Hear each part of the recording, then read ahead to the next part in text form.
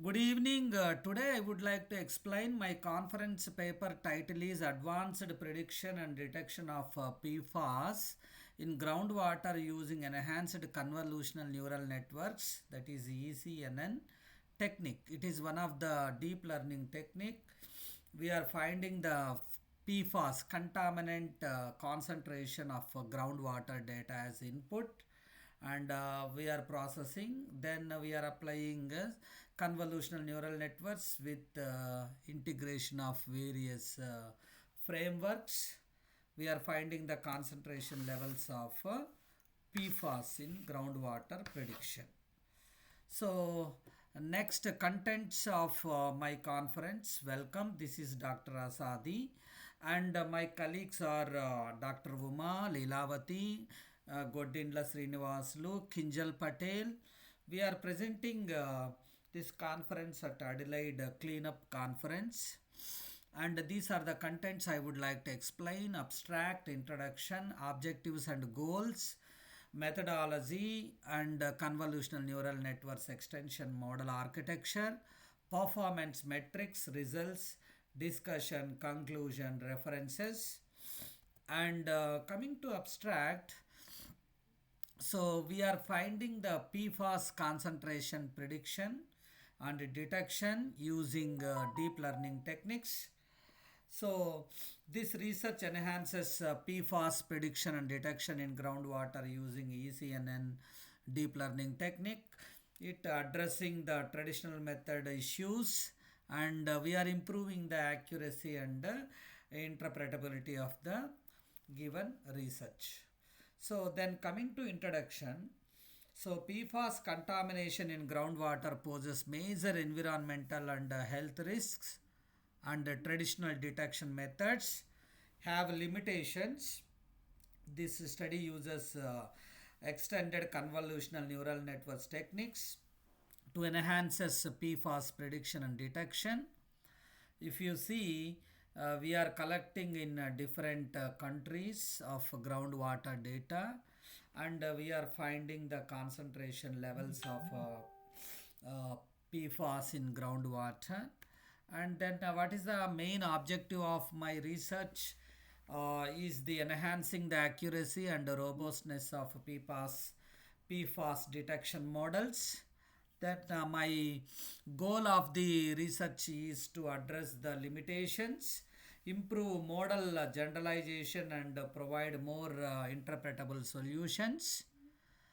These are the objective and goals of my research. And methodology explains what are the steps we are following in order to predict and detect PFAS concentrations in groundwater data. The data set including parameters like latitude, longitude, and depth, temperature, pH, conductivity, dissolved oxygen, and PFAS levels was normalized, split into training and testing sets, and reshaped for the enhanced convolutional neural network model. And usually we are using various parameters incorporation of this data set. And our proposed model is extended convolutional neural network model architecture in order to avoid the existing drawbacks of the existing system. This model trained over 50 epochs, means number of iterations, with a batch size of 16 using the ADAM optimizer. It is optimization technique and mean square error, as the loss function uses convolutional layers. For spatial patterns, pattern is a model is a simplified version of the reality by using max pooling layers to reduce dimensionality and layers to interpret high level features in this architecture. Architecture is a structure which comprises the software and hardware components and connections among them. Then this is the proposed architecture we are using. Training data 70% and testing data we are using 30%. Then we are choosing the machine learning algorithm, and we are taking the validation data. Then we are applying various machine learning models, and we are choosing the best model, and finally we are selecting a machine learning model classifies data, which groundwater having highest PFAS concentration. Then this is the table of data, environmental groundwater quality and pollution data. We have n number of columns like sample ID, latitude, longitude and depth in meters, and temperature, pH, conductivity, then dissolved oxygen, nitrate, PFAS, PFOA, PFHSX, total PFAS, airport distance, industrial area distance, agriculture area distance in kilometers, urban area distance, and followed by the various instances up to 20 records we are taking in the data set. Then we are using performance metrics like mean square error and R square, and we got after experimental results 4447.45, that is MSE, and R square value is 0.49. This model shows moderate accuracy with improved generalization and a reduced risk of overfitting. Then these are the results we got it. The training model 70% training and 30% testing, and the validation losses decreased over 50 epochs, indicating improved learning. This model performance includes model phenomenon and training performance losses, validation losses, training verification losses, and we are using measure loss and final losses, etc. Our results includes predicted versus measured PFAS concentrations and the training and validation loss graph.